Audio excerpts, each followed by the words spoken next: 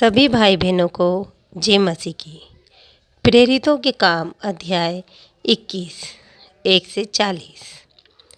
जब हमने उनसे अलग होकर जहाज खोला तो सीधे मार्ग से कोस में आए और दूसरे दिन रुदुस में और वहाँ से पतरा में।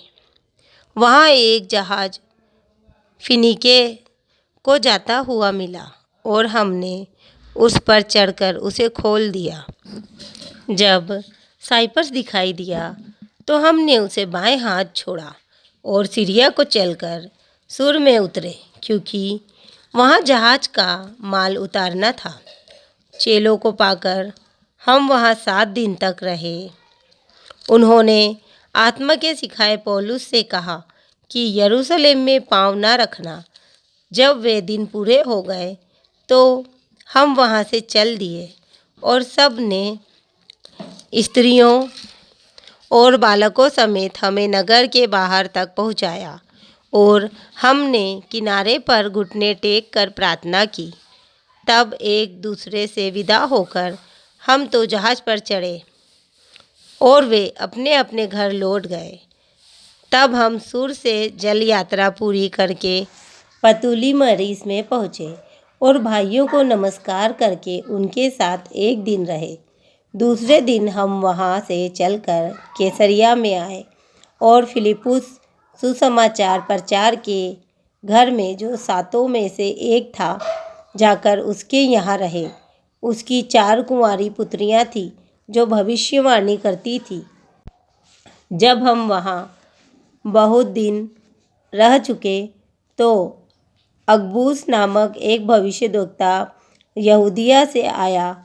उसने हमारे पास आकर पौलुस का कटिबंध लिया और अपने हाथ पांव बांधकर कहा, पवित्र आत्मा यह कहता है कि जिस मनुष्य का यह कटिबंध है उसको यरूशलेम में यहूदी इसी रीति से बांधेंगे और अन्य जातियों के हाथ में सौंपेंगे।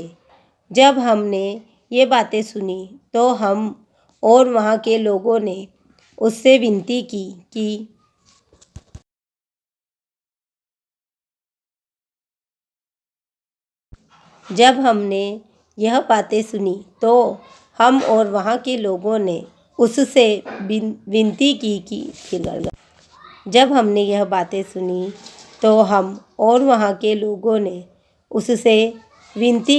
कि यरूशलेम को ना जाए।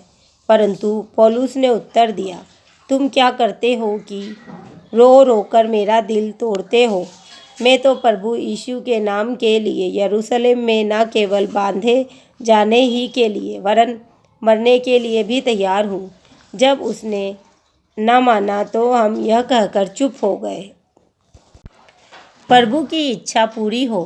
इन दिनों के बाद हमने तैयारी की और यरूशलेम को चल दिए। कैसरिया से भी कुछ चेले हमारे साथ हो लिए और हमें मनासोन नामक साइप्रस के एक पुराने चेले के यहाँ ले आए कि हम उसके यहाँ टिकें। जब हम यरूशलेम में पहुँचे तो भाई बड़े आनंद के साथ हमसे मिले। दूसरे दिन पौलुस हमें लेकर याकूब के पास गया, जहाँ सब प्राचीन इकट्ठे थे। तब उसने उन्हें नमस्कार करके जो जो काम परमेश्वर ने उसकी सेवा के द्वारा अन्य जातियों में किए थे एक एक करके सब बताए। उन्होंने यह सुनकर परमेश्वर की महिमा की। फिर उससे कहा, हे भाई, तू देखता है कि यहूदियों में से कई हजार ने विश्वास किया है और सब व्यवस्था के लिए धुन लगाए हैं। उनको तेरे विषय में सिखाया गया है कि तू अन्य जातियों में रहने वाले यहूदियों को मूसा से फिर जाने को सिखाता है और कहता है कि ना अपने बच्चों का खतना कराओ और ना रीतियों पर चलो। तो फिर क्या किया जाए? लोग अवश्य सुनेंगे कि तू आया है। इसलिए जो हम तुझसे कहते हैं वह कर। हमारे यहाँ 4 मनुष्य हैं जिन्होंने मन्नत मानी है। उन्हें लेकर उनके साथ अपने आप को शुद्ध कर और उनके लिए खर्चा दे कि वे सिर मुंडाएं। तब सब जान लेंगे कि जो बातें उन्हें तेरे विषय में बताई गई उनमें कुछ सच्चाई नहीं है, परंतु तू आप भी व्यवस्था को मानकर उनके अनुसार चलता है। परंतु उन अन्य जातियों के विषय में जिन्होंने विश्वास किया है, हमने यह निर्णय करके लिख भेजा है कि वे मूर्तियों के सामने बलि किए हुए मांस से और लहू से और गला घोटे हुए के मांस से और व्यभिचार से बचे रहें। तब पौलुस उन मनुष्यों को लेकर और दूसरे दिन उनके साथ शुद्ध होकर मंदिर में गया और वहां बता दिया कि शुद्ध होने के दिन अर्थात उनमें से हर एक के लिए चढ़ावा चढ़ाए जाने तक के दिन कब पूरे होंगे।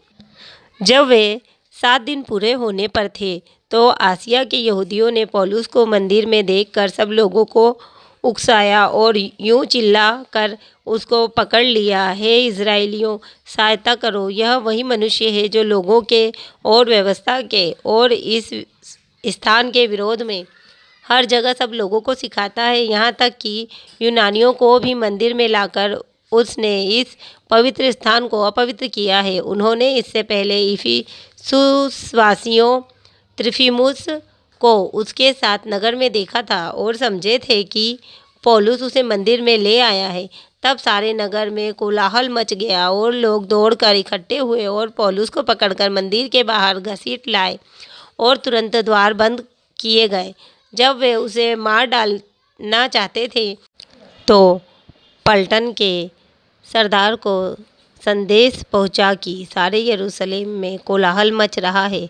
तब वह तुरंत सैनिकों और सूबेदारों को लेकर उनके पास नीचे दौड़ आया और उन्होंने पलटन के सरदार को और सैनिकों को देखकर पौलुस को मारना पीटना छोड़ दिया। तब पलटन के सरदार ने पास आकर उसे पकड़ लिया और 2 जंजीरों से बांधने की आज्ञा देकर पूछने लगा, यह कौन है और इसने क्या किया है? परंतु भीड़ में से कोई कुछ और कोई कुछ चिल्लाता रहा। जब हुल्लड़ के मारे वह ठीक सच्चाई न जान सका तो उसे गढ़ में ले जाने की आज्ञा दी।